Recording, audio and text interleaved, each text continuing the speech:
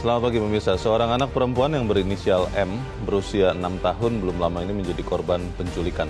Polisi berhasil menangkap pelaku pada 2 Januari 2023 di kawasan Ciledug, Tangerang, Banten. Pelaku yang telah membawa lari korban sejak Desember tahun lalu adalah seorang pemulung dan kenal dengan keluarga korban yang tinggal di kawasan Gunung Sahari, Jakarta Pusat. Selama diculik, M mengalami tindak kekerasan fisik dan dijadikan pengemis. Kita tentu sangat mengapresiasi langkah polisi yang dengan cepat mengungkap kasus ini, namun mereka kiranya perlu mendalami lebih jauh lagi karena bisa jadi M bukan satu-satunya korban yang pernah dibawa lari pelaku. Menurut data Komisi Perlindungan Anak Indonesia atau KPAI tahun 2021 ada 2.982 pengaduan kasus kekerasan terhadap anak. Dari jumlah itu, jumlah yang paling banyak adalah kasus kejahatan seksual terhadap anak, yaitu 859 kasus. Pemirsa, inilah editorial Media Indonesia di siang ini Kamis 5 Januari 2023 dengan tema Selamatkan Anak Indonesia bersama saya Leonard Samosir. Editorial Media Indonesia ini juga dapat Anda dengarkan melalui MG Radio Network di frekuensi 94,7 FM di kawasan Jakarta dan sekitarnya. Para pendengar Anda semua bisa ikut menyatakan pendapat Anda dengan menelepon nomor telepon 0215839900. Dan pemirsa, pagi ini telah hadir bersama saya anggota Dewan Redaksi Media Group, Ade Alawi. Kang Ade, selamat pagi. Selamat pagi. Sehat-sehat, Kang? Alhamdulillah. Kita akan bicara soal apa yang penting ya untuk keluarga-keluarga di Indonesia, bagaimana seorang anak bisa diculik kemudian menjadi korban kekerasan. Tetapi kita akan lihat dulu, Kang Ade dan pemirsa, beberapa berita yang diperhatikan Media Indonesia. Yang pertama, ini adalah headline Media Indonesia untuk hari ini, masih terkait dengan Perpu Cipta Kerja. Disebut bahwa Perpu Cipta Kerja merusak negara hukum. Artinya apa yang terusak di dalam tatanan negara hukum ini, Kang Ade? Ya, kalau kita lihat dari prinsip Rechtsstaat ya, bahwa Indonesia ini kan negara Rechtsstaat ya. Negara hukum? Iya, negara hukum kalau kita lihat dari pembukaan Undang-Undang 45 ya. Dan itu menegaskan bahwa ada beberapa hal menurut Julius Stahl misalnya, prinsip negara hukum itu pertama kepatuhan terhadap undang-undang. Kemudian yang lainnya adalah pembagian kekuasaan. Nah, kepatuhan terhadap undang-undang ini jelas telah dilanggar oleh pemerintah, di mana putusan MK menyatakan bahwa Undang-Undang Cipta Kerja ini adalah inkonstitusional bersyarat. Artinya perlu ada perbaikan selama 2 tahun. Kalau hitungannya sejak diputuskan berarti tanggal 25 November itu perbaikan sudah selesai. Namun tampaknya pemerintah melakukan jalan pintas. Pemerintah kelihatan nggak mau repot. Dan ini berkonsekuensi yang sangat berat ya kalau kita lihat dari tata peraturan perundang-undangan di negara Indonesia ya. Karena putusan MK itu adalah sebuah norma hukum juga dan itu harus dipatuhi oleh pemerintah. Seperti itu, Leo. Kalau melihat alasan pemerintah kan ini ada memang ancaman kondisi ancaman resesi ya yang terjadi di luar Indonesia itu bisa dan sekarang sudah mulai masuk ke Indonesia dampaknya. Kalau menggunakan alasan itu tidak bisa, Kang Ade? Saya kira kalau kita lihat memang dalam kondisi global terjadi memang beberapa indikasi itu terjadi resesi ekonomi global. Tapi tampaknya untuk kondisi Indonesia di mana misalnya pertumbuhan Indonesia selama 2022 kemarin kan di atas 5%. Dan ada beberapa pertumbuhan ekonomi misalkan sangat impresif dan itu melampaui 2019 sebelum Covid. Artinya apa? Bahwa Indonesia ini memiliki ketahanan ekonomi. Kalau pemerintah kemudian mencari jalan pintas dan kemudian mencari dalil ada kegentingan yang memaksa. Kegentingan yang memaksa seperti apa? Karena pertumbuhan ekonomi kita bagus. Pemerintah sendiri mengatakan bahwa fundamental ekonomi Indonesia ini bagus. Tapi kemudian tiba-tiba membuat perpu. Ini saya kira juga terjadi sebuah kesalahan yang sangat prinsipil seperti itu, Pak. Walaupun juga disebut orang bahwa nanti ketika dibahas dengan DPR selesai masa reses, kemungkinan sangat besar DPR juga akan menyetujui karena koalisi pendukung pemerintah dominan di parlemen, begitu ya, Kang Ade ya? Iya, tampaknya seperti itu. Apalagi sekarang ini Presiden ini sudah beberapa misalnya mengindikasikan terjadinya ancaman reshuffle ya, tekanan-tekanan terhadap anggota koalisinya. Jadi memang saya kira boleh jadi diluluskan, tapi ini belum berakhir, Leo. Karena menurut ketentuan perundang-undangan, MK masih bisa menguji peraturan perundang-undangan. Masih bisa menguji peraturan perundang-undangan. Kalau ada yang mengajukan ke MK? Kalau ada yang mengajukan ke MK. Kalau tidak ada yang mengajukan? Tidak ada, jalan terus ini. Jadi masih ada ruang di situ untuk pengujian ke MK. Baik, kita lihat nanti perkembangannya seperti apa. Kita harapkan semua memang, terutama juga wakil rakyat ya, Kang Ade ya? Betul. Wakil rakyat itu bukan hanya bersuara atas dirinya sendiri, tapi menyuarakan kepentingan rakyat. Kita beralih dulu ke berita selanjutnya. Masih di halaman muka, di halaman depan, di harian Anda pemirsa. Ini kekerasan seksual, kasus pemerkosaan terhadap 13 santriwati di Bandung. Hukuman mati pantas untuk pelaku kejahatan luar biasa. Kejahatan luar biasa bukannya sering-sering disebut-sebut hanya 3 itu Kang Ade. Korupsi, terorisme, sama narkoba. Ini sekarang juga masuk ke kejahatan luar biasa. Jadi ada 4 begitu atau bagaimana maksudnya? Iya, seksualitas ini saya kira harus dimaknai sebagai kejahatan yang luar biasa ya. Karena itu merusak martabat, kemudian merusak masa depan. Apalagi ini anak-anak kemudian yang diperkosa gitu. Jadi ini putusan dari kasasi yang menegaskan bahwa Heri Wirawan ini tetap dijatuhkan hukuman mati, saya kira itu putusan yang sangat tepat ya. Karena penegakan hukum itu perlu efek jera. Jadi dalam rangka efek jera itu saya kira kita mendukung secara kebijakan editorial, kebijakan redaksional bahwa putusan MK itu patut kita apresiasi. Tetapi ini masih ada ruang bagi Heri Wirawan. Masih ada 2 langkah. Pertama dia mengajukan peninjauan kembali. Jadi setelah kasasi diputuskan, kemudian dia masih mengajukan PK. Soalnya ketika PK itu ditolak oleh MA, maka kemudian si Heri Wirawan ini masih bisa mengajukan gerasi. Ketika gerasi ditolak, maka disitulah hukuman mati bisa dijatuhkan. Gerasi kepada kepala negara ya? Ya, betul. Ya, kita lihat saja nanti seperti apa ya. Semoga, karena kan begini, intinya kan hukuman itu dibuat berat untuk menjerakan orang supaya kalau ada yang berpikir untuk melakukan hal yang sama tidak berani, begitu kan ya? Ya, betul, harus jadi perhatian. Ya, tapi kita lihat juga nanti pelaksanaannya seperti apa. Sering terjadi sudah dihukum mati tapi ternyata berubah menjadi seumur hidup berubah menjadi sekian tahun, lalu menjalani penjaranya juga sekian tahun karena ada courting, biasanya begitu. Ada diskon ya. Itu dia. Ya, saya kira mesti kita kontrol bersama-sama ya. Baik. Jadi PSI bagian dari civil society, saya kira harus terus melakukan pengawasan.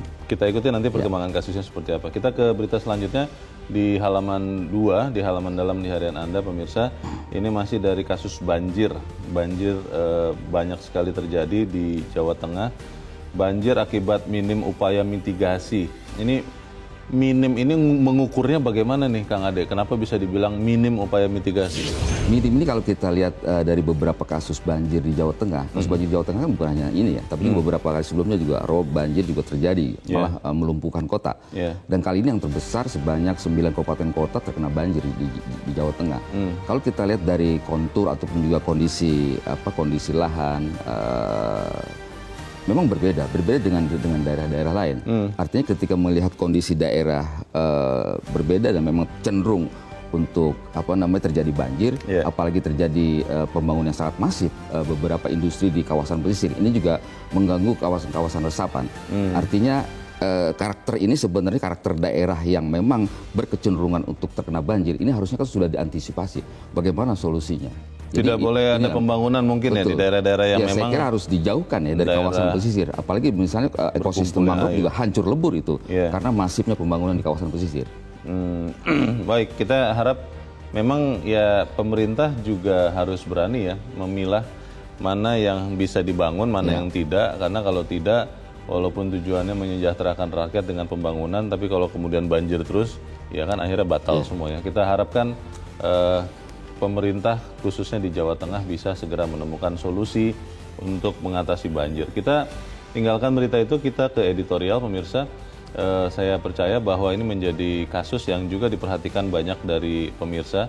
Selamatkan anak Indonesia. Pertanyaannya Kang Ade, kalau kita lihat kasus anak berinisial M, apakah memang ini sudah menjadi satu kasus yang masif terjadi di banyak tempat, menjadi ancaman yang terstruktur begitu, sistematis, atau memang ini adalah fenomena yang ya kita sedang tidak ada kasus yang lebih besar saja, kemudian akhirnya memperhatikan ini. Kenapa itu diangkat editorial, Kang Ade? Ya, masalah penculikan terhadap MA ini, anak yang berusia 6 tahun di kawasan Gunung Sari, Jakarta Pusat, ini menjadi perhatian kita. Karena kalau kita lihat dari data Komisi Perlindungan Anak Indonesia, ini kan trennya selalu meningkat ya. Data per 2021 misalnya terjadi 2.982 hampir kasus. 3.000 ya. Dan yang terbanyak itu adalah sekitar 800 kasus kekerasan seksual ya, atau pelecehan seksual terhadap anak.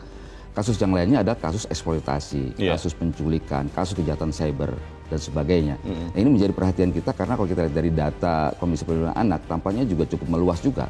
Jadi tidak hanya terkonsentrasi di Jakarta atau Jabodetabek, tapi juga meluas di beberapa daerah. Malah beberapa daerah yang notabene katakanlah berciri khas tertentu, misalnya itu juga kecenderungan kekerasan seksual terhadap anak juga itu sangat tinggi sekali. Ciri khas tertentu ini maksudnya apa? Ciri khas yang katakanlah bernuansa religius seperti itu, yang kesannya kuat, tetapi faktanya kekerasan seksual terhadap anak tetap itu terjadi. meningkat. Betul. Terjadi dan meningkat. Terjadi dan meningkat. Nah ini kan juga harus menjadi perhatian kita bersama. Jadi kita melihat bahwa kasus kekerasan anak ini kasus fenomena gunung es. Jadi di bawah itu akan semakin banyak sekali. Banyak orang tua yang mungkin tidak enggan ataupun malu ya melaporkan kasus kekerasan seksual ya, atau perundungan seksual terhadap anaknya kepada aparat. Seperti itu, Leo. Kita akan melihat nanti seperti apa sebetulnya keberpihakan negara atau pemerintah dan kita semua kepada kasus kekerasan terhadap anak, dan itu yang akan kita bahas ya Kang Ade Alawi. Dan pemirsa, inilah editorial Media News untuk hari ini, Kamis 5 Januari 2023. Selamatkan anak Indonesia. Kita, Kang Ade, sebelum berdiskusi, kita mau bertanya dulu. Kita sudah tersambung lewat saluran telepon dengan Ketua Umum Lembaga Perlindungan Anak Indonesia atau LPAI, Seto Mulyadi. Pak Seto, selamat pagi. Ya, selamat pagi, Mas Leonard. Ya, Pak Seto, kasus terakhir ini anak berusia 6 tahun inisial M membuka mata kita bahwa memang sebetulnya kekerasan kepada anak di Indonesia ini masih banyak terjadi. Data menunjukkan ada banyak sekali ya, ribuan kasus yang dilaporkan, dan kalau kita kira yang tidak terlaporkan mungkin bisa lebih banyak lagi. Pertanyaannya, sebetulnya kan pemerintah sudah memberikan keberpihakan ya, sampai ada menterinya ini Pak Seto, pemberdayaan perempuan dan anak. Apakah itu ternyata masih belum efektif untuk melindungi anak Indonesia, atau memang keluarga Indonesia sekarang ya agak kurang memperhatikan lagi anak-anak ya? Menurut Anda seperti apa? Iya, begini Mas Leo. Kadang-kadang kita lupa, seolah-olah tanggung jawab perlindungan anak hanya pada pemerintah. Seolah hanya pemerintah, hanya polisi dan sebagainya. Padahal amanat Undang-Undang Perlindungan Anak yang wajib melindungi anak bukan hanya itu, tapi juga keluarga dan masyarakat. Jadi warga masyarakat itu mohon peduli pada perlindungan anak. Kita harus menyadari bahwa anak adalah semua anak tanggung jawab kita, tetangga, kiri, kanan. Kalau melihat ada anak kelihatannya mencurigakan dibawa orang lain yang tidak dikenal, yang tidak biasanya, mohon bertindak. Jadi inilah kepedulian ini yang kadang-kadang kurang ditingkatkan atau kurang dilibatkan. Ya, perlibatan peranan warga masyarakat untuk melindungi anak, semua anak itu perlu semakin dikampanyekan. Misalnya dengan juga dibentuk semacam seksi perlindungan anak di tingkat RT dan RW. Begitu. Jadi kami kalau dari LPAI baik, Pak Seto, kalau kita melihat sebetulnya kan undang-undang ya, regulasi yang mengatur atau melindungi anak itu sudah banyak sekali. Di dalam editorial disebut ada beberapa, ini ada Undang-Undang Nomor 23 Tahun 2002, ada undang-undang yang lain ya tentang perlindungan anak. Berarti yang kurang peduli memang bisa kita katakan orang tua atau juga orang tua lain di sekitar anak. Kalau kita ambil contoh kasus anak berinisial M ini, artinya memang masyarakat di sekitarnya kurang peduli, begitu Pak Seto? Iya, boleh dikatakan demikian. Karena kasus-kasus yang kami pelajari dari berbagai kasus memang demikian. Kadang-kadang orang tua lengah. Ya mungkin ada sebabnya, misalnya masalah ekonomi, kesibukan kerja, dan sebagainya. Tapi mohon selalu diingatkan, para orang tua lebih waspada. Waspada bukan curiga ya. Jadi waspada artinya melihat. Artinya mungkin juga melakukan pelatihan atau simulasi. Misalnya, yuk, saya kamu pergi, pamit deh. Pamit ayah, bunda, atau papa, mama, dan sebagainya. Kemudian juga simulasi melatih kalau ada orang-orang lain yang tidak dikenal ataupun mungkin sangat dikenal. Tapi misalnya mengajak keluar tanpa bersama ibu atau ayah, tanpa izin ibu dan ayah misalnya. Nah, mungkin pelatihan ini dilakukan oleh para ayah dan bunda sendiri. Nih, pura-pura ayah jadi orang ya. Siapa mungkin siapa saya tetangga kira, yuk kita pergi, yuk kita jalan-jalan, yuk kita mau memberikan kamu dan sebagainya. Begitu Mas Leo. Kalau kita lihat di zaman dulu ya, Pak Seto ya, ketika Orde Baru, itu kan program keluarga berencana itu begitu masif ya, walaupun memang kalau yang saya ingat, itu lebih fokus kepada pengendalian kelahiran, tapi kan program KB itu sekarang masih tetap ada ya. Apakah memang harus ada program lain yang khusus melatih orang tua?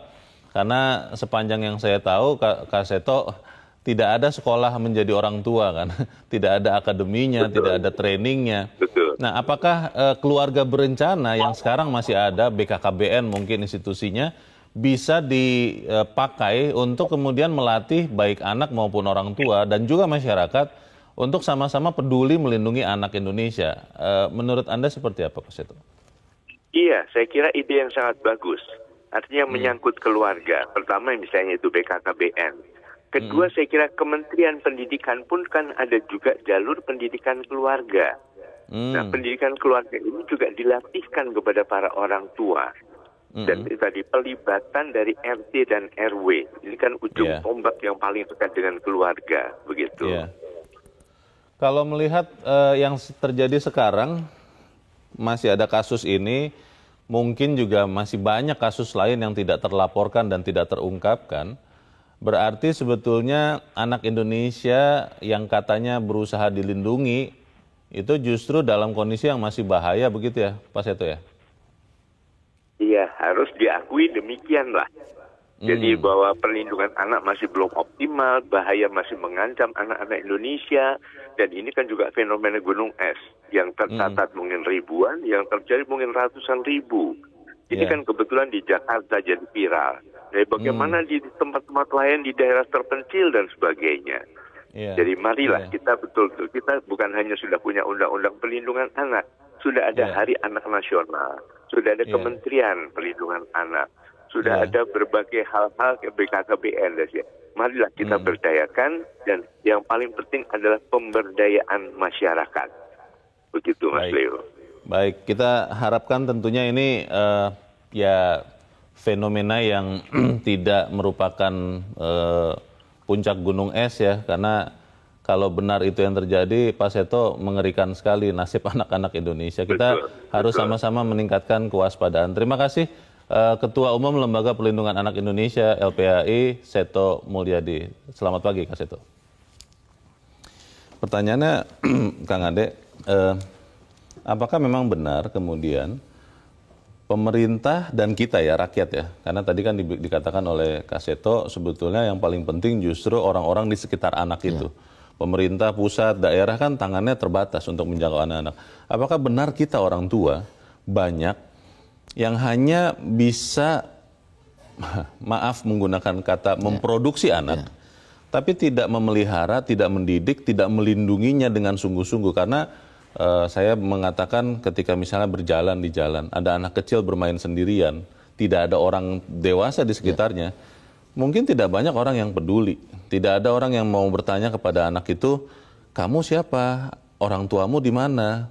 Tidak ada yang peduli lagi, karena semua sekarang sibuk menghidupi diri masing-masing, keluarga masing-masing. Apa fenomenanya seperti itu, Kang Adi? Ya, fenomena yang terjadi memang lazimnya seperti itu ya, kebanyakan ya. Jadi karena yang menjadi inti perlindungan anak itu adalah pertama keluarga, kemudian yang kedua lingkungan. Namun ketika kita berbicara perlindungan anak Indonesia, maka kita harus berbicara secara holistik. Kita harus berbicara dari hulu sampai hilir. Hulu sampai hilir artinya apa? Bahwa ada masalah sosial ekonomi juga harus dibereskan. Sosial misalnya bagaimana ketahanan sosial kita, bagaimana lingkungan sosial kita, bagaimana misalnya kesejahteraan rakyat Indonesia. Ini kan kalau kita lihat beberapa kasus, misalnya kalau kita berdasarkan informasi yang kita gali di lapangan, banyak memang anak-anak yang terkena kekerasan kekerasan seksual, kemudian juga dieksploitasi secara ekonomi. Ini kan kebanyakan juga yang di bawah garis kemiskinan gitu. Sosial ekonomi lemah ya. Betul. Jadi kalangan ekonomi yang prasejahtera ini saya kira harus diperhatikan. Jadi tidak semata-mata penegakan hukum ya. Penegakan hukum kan di akhir ini setelah kejadian. Tapi pemicunya misalnya ketahanan masyarakat, ketahanan keluarga, kemudian secara sosial ekonomi ini kan juga harus dibereskan. Jadi saya kira cara berpikir seperti itu, jadi mesti holistik gitu. Sehingga dengan demikian perlindungan anak Indonesia tidak bekerja secara parsial, tapi bekerja secara multisektor. Ini harus bekerja bersama-sama, Leo. Itu pertanyaan besarnya, Kang Ade, karena kita kan masih ada BKKBN itu ya. Saya ketika melihat kasus ini terjadi, saya mulai berpikir, yang namanya keluarga berencana itu kan bukan hanya merencanakan dalam tanda petik produksi anak, tapi bagaimana membentuk keluarga supaya anak-anak yang dilahirkan itu tidak tumbuh begitu saja, tidak hanya diberi makan, tapi juga dididik supaya kemudian bisa menjadi orang yang berguna bagi orang sekitarnya? Atau memang program KB dan termasuk BKKBN itu sekedar ada saja, tidak kemudian fokus kepada misalnya bagaimana mendidik orang tua. Kang Ade belum pernah kan mengikuti pendidikan menjadi orang tua kan. Saya pun ketika menjadi orang tua itu berusaha mencari tahu juga dari banyak sumber, tapi tidak ada inilah training atau sekolah atau kursus khusus menjadi orang tua. Apa yang boleh dan tidak boleh. Pertanyaannya adalah apakah kemudian dengan kasus ini kita melakukan sesuatu perubahan signifikan, atau karena ini adalah kasus yang satu dari sekian ribu, sementara penduduk Indonesia masih ada 270 juta, ya sudah, ini tidak jadi kasus yang fenomenal. Kita harus jeda dahulu, Kang Ade, dan bisa tetap bersama kami, Editorial Media Indonesia segera kembali. Terima kasih pemirsa masih bersama kami di Editorial Media Indonesia, dan saat ini waktunya kita, Kang Ade, untuk mendengarkan juga suara dari pemirsa Metro TV. Kita sudah terhubung dengan pemirsa Metro TV di kawasan Pejaten, Jakarta. Ada Ibu Ong Mehwa. Ibu Ong, selamat pagi. Selamat pagi Bang Leo. Selamat pagi Kang Ade. Assalamualaikum warahmatullahi wabarakatuh. Waalaikumsalam warahmatullahi wabarakatuh. Ibu Ong, bagaimana ini Bu? Ada kasus yang kita duga, semoga tidak sih, tapi kelihatannya mungkin benar ya, bahwa kasus yang lain yang tidak terlaporkan, tidak terungkapkan jauh lebih banyak daripada kasus kekerasan terhadap anak ini. Kalau menurut Anda, apakah kita menanggapinya dengan ya sudah biasa-biasa saja, pernyataan-pernyataan mengutuk, menyayangkan, tidak ada tindakan baru yang lebih permanen, atau memang harus segera kita lakukan usaha-usaha permanen untuk melindungi anak, bukan hanya di kata-kata atau di bibir saja? Bagaimana Ibu? Iya, alhamdulillah kerja keras Kepolisian Republik Indonesia menangkap penculikan Malika 26 hari. Sekarang alhamdulillah sudah tertangkap dan kembali kepada pelukan kedua orang tuanya. Bang Leo, kekerasan pada anak, Metro mengangkat tema ini, alhamdulillah. Biar orang-orang tua itu melek, Bang Leo. Bagaimana orang tua ini melindungi anak, jangan, kata Bang Leo tadi, memproduksi anak. Tetapi anak tidak diajarin, tidak dididik, lalu bagaimana?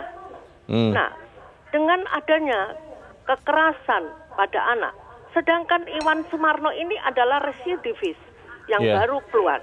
Jangan percaya orang tua ini bujuk rayu, membawa anaknya untuk bla bla, untuk diberi makan dan sebagainya. Orang tua ini harus waspada, Bang. Jadi Bu, anak ini jangan dibiarkan liar, Bang Leo. Masa malam-malam keluyuran? Kemana anak? Kemana orang tuanya? Dia bisa melakukan kejahatan, bisa melakukan trek-trekan dan sebagainya. Lalu yang Ibu tekankan, sekarang ini orang tua tega, Bang Leo, menyiksa anak, membunuh anak. Nah, inilah bagaimana, apa imannya orang-orang tua ini sudah tipis atau bagaimana, Bang? Dengan adanya perlindungan anak, semoga anak-anak Indonesia tidak menjadi kekerasan untuk memulihkan trauma. Kan kasihan, Bang. Anak kecil ini disentil lalu diajak ngemis. Masya Allah. Perlu ada tindakan yang lebih permanen tidak menurut Ibu Ong? Supaya kemudian kasus seperti ini tidak terulang lagi. Karena jujur Bu, saya khawatir bahwa ketika ini ramai diberitakan, kita memperhatikan, Ibu Ong berpendapat, saya bertanya, tapi ketika beberapa hari lagi dari sekarang atau ada kasus yang lebih besar lagi, kita semua lupa, Bu. Iya, harus. Permanen itu tetap digencarkan, Bang. Terutama pada kepolisian harus tanggap dan peka. Kalau ada kekerasan pada anak, cepat diambil tindakan, jangan sampai berlarut-larut. Ini kan kepolisian sudah membentuk satgas begitu, Bang. Alhamdulillah kan dengan giginya, sehingga ini anak ketemu diajak keliling, ngemis dan sebagainya. Lalu bagaimana jiwa anak Indonesia, Bang? Kalau terus-terusan mendapat kekerasan, semoga anak Indonesia tidak mendapat kekerasan daripada orang yang menyiksanya gitu. Assalamualaikum warahmatullahi wabarakatuh. Waalaikumsalam warahmatullahi wabarakatuh. Terima kasih Ibu Ong Mehwa di Pejaten, Jakarta. Di belakang Ibu Ong ada Pak Edward di Curup, Bengkulu. Pak Edward, selamat pagi.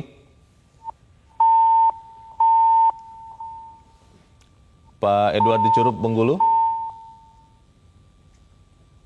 Kelihatannya terputus. Kita akan coba ke pemirsa Metro TV berikut. Kali ini dari Denpasar, Bali, ada Ibu Ipung. Ibu Ipung, selamat pagi. Selamat pagi, Bang Leo. Selamat pagi, Kang Edu. Iya, bagaimana Ibu Ipung melihat kasus anak M ini?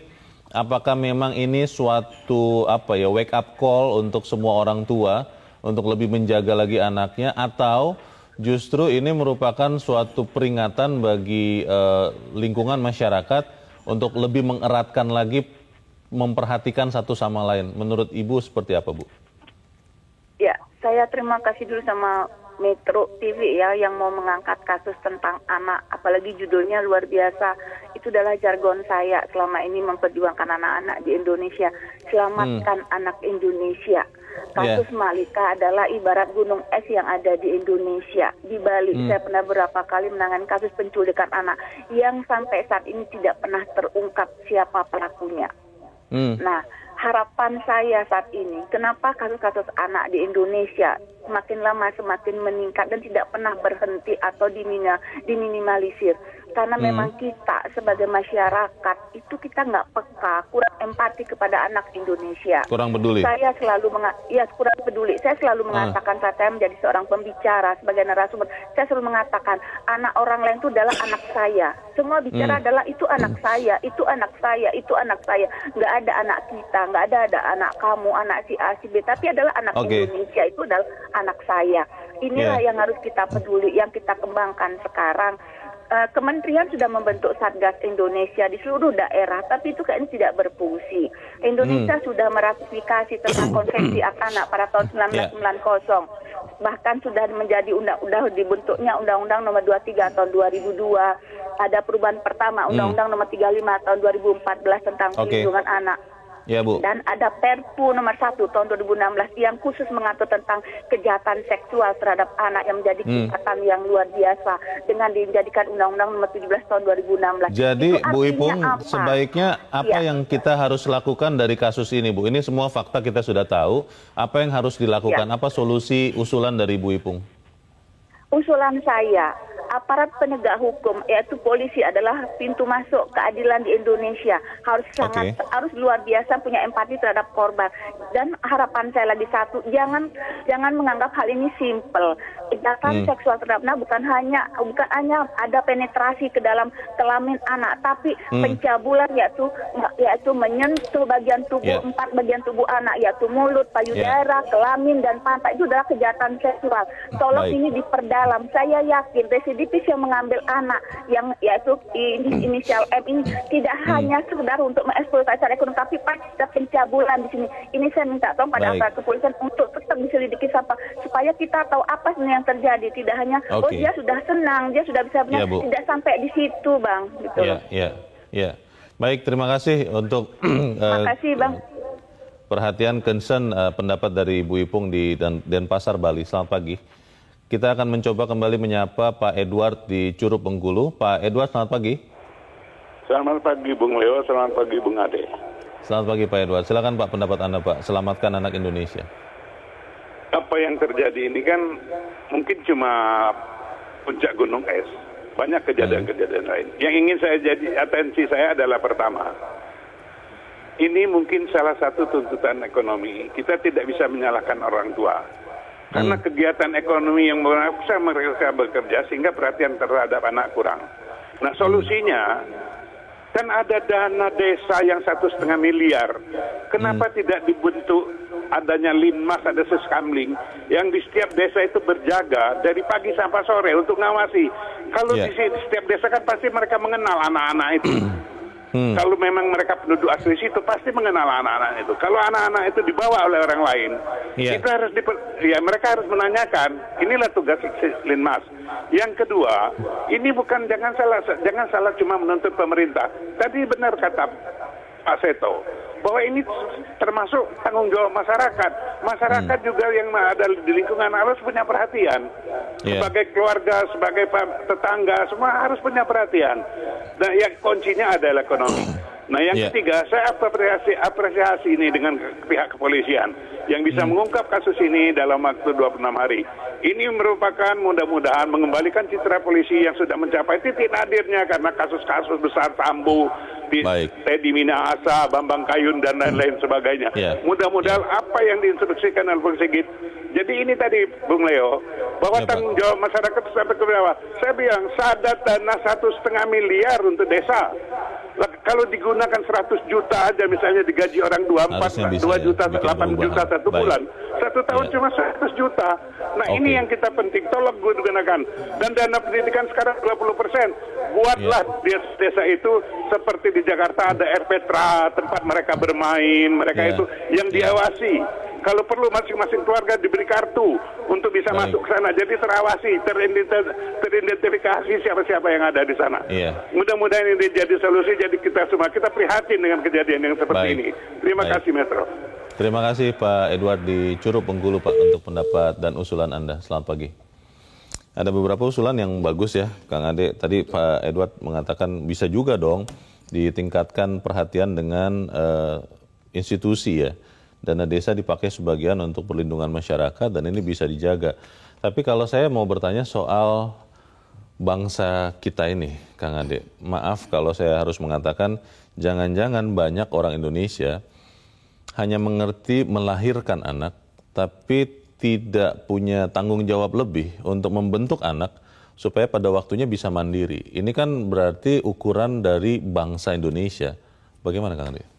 Ya, saya kira pendidikan pranikah itu harus betul-betul dilaksanakan ya. Dan ini memang sudah terjadi, namun tampaknya sih belum optimal ya. Hanya baru segera formalitas saja. Jadi ini saya kira harus ditingkatkan ya. Jadi orang berumah tangga tidak hanya katakanlah merencanakan memproduksi anak ya. Mohon maaf ya. Tapi kemudian juga bagaimana mendidik dan membesarkannya. Jadi itu yang paling inti. Jadi ketahanan dalam konteks perlindungan anak adalah pertama ketahanan keluarga, pembinaan keluarga, kesadaran keluarga. Bagaimana ayah bunda itu kemudian memberikan perhatian kepada anak-anaknya, kemudian juga memberikan edukasi bagaimana misal mengenal lingkungan, mengenal orang lain dan sebagainya. Jadi awareness itu pertama pada keluarga, kemudian pada lingkungan. Tadi menarik yang disampaikan oleh Pak Edward bahwa lingkungan itu harus dibentuk. Bagaimana lingkungan menjadi sebuah lingkungan yang ramah anak, bikinlah taman anak-anak misalnya seperti itu di desa-desa. Jadi anak-anak juga bermain ada ruangnya di situ dan itu semua bisa terkontrol di situ. Kalau kemudian anak-anak itu mainnya berserakan juga itu kan rawan juga sebenarnya. Betul. Jadi bagaimana optimalisasi dana desa. Betul tadi apa yang disampaikan oleh Ibu Mei, kemudian juga Pak Edward dan Ibu Ipung. Ini memang harus menjadi perhatian kita bersama ya.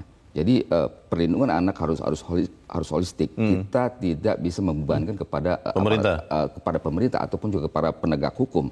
Jadi dari keluarga, dari masyarakat, nah ini yang harus diperkuat. Seperti itu, Leo.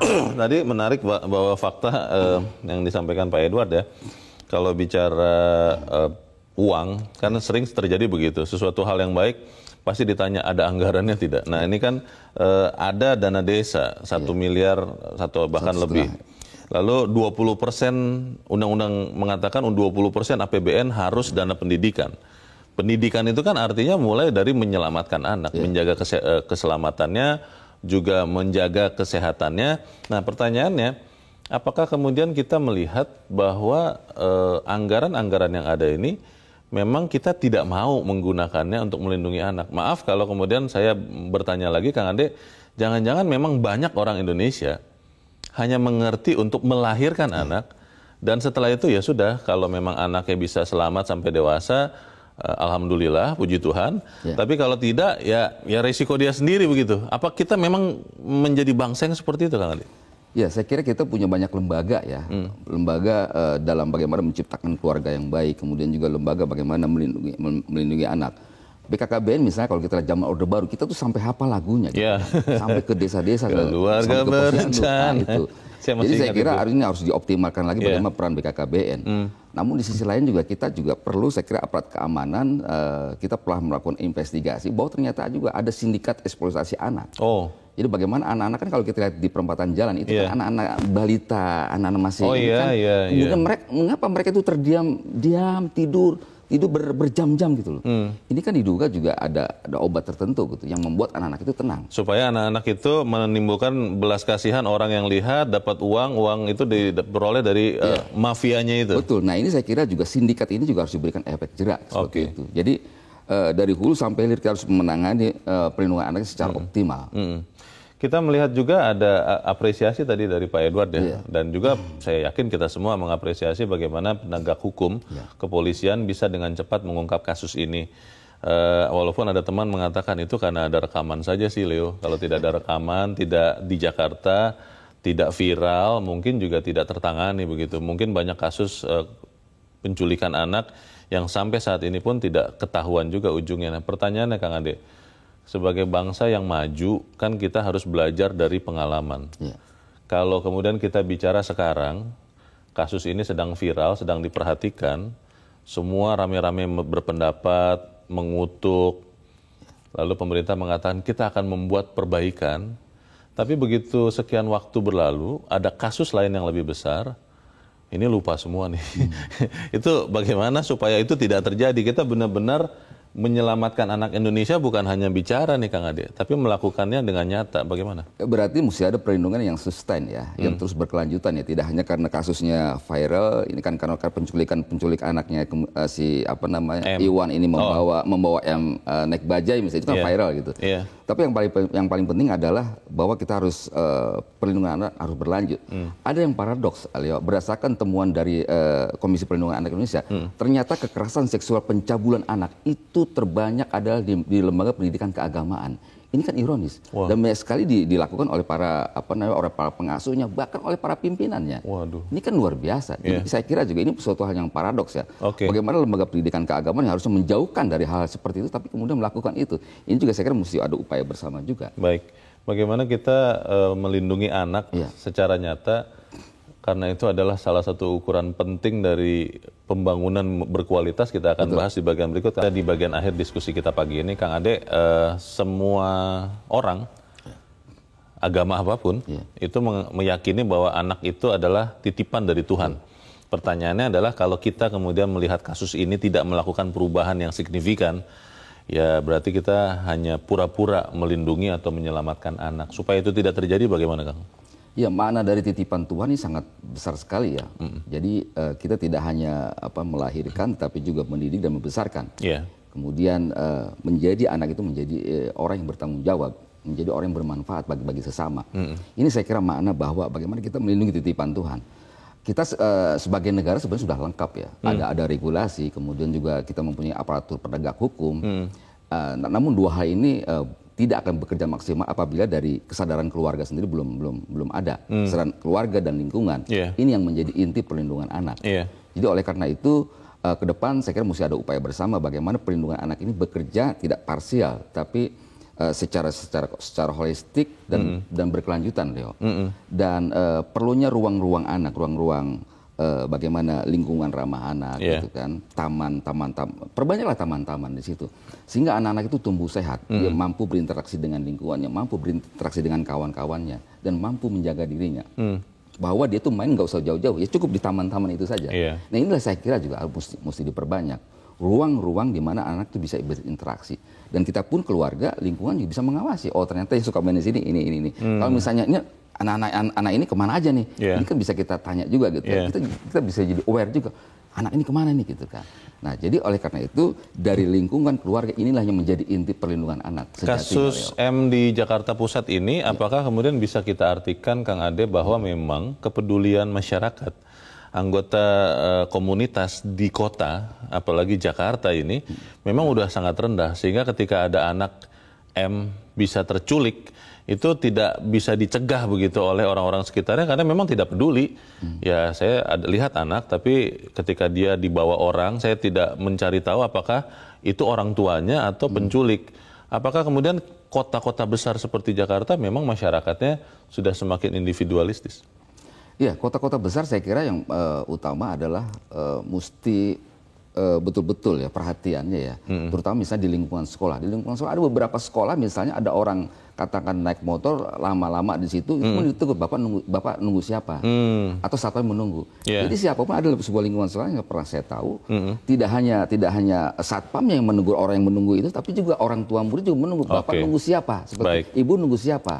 Jadi hal seperti inilah kesadaran bahwa kita menjaga lingkungan itu harus dari diri kita sendiri. Baik, kita lindungi anak-anak, siapapun anak-anak itu, karena itu adalah titipan Tuhan. Semoga kita berubah ya setelah ini, Kang Ade Alwi. Terima kasih sudah hadir di tempat ini. Selamat pagi, Kang. Selamat pagi.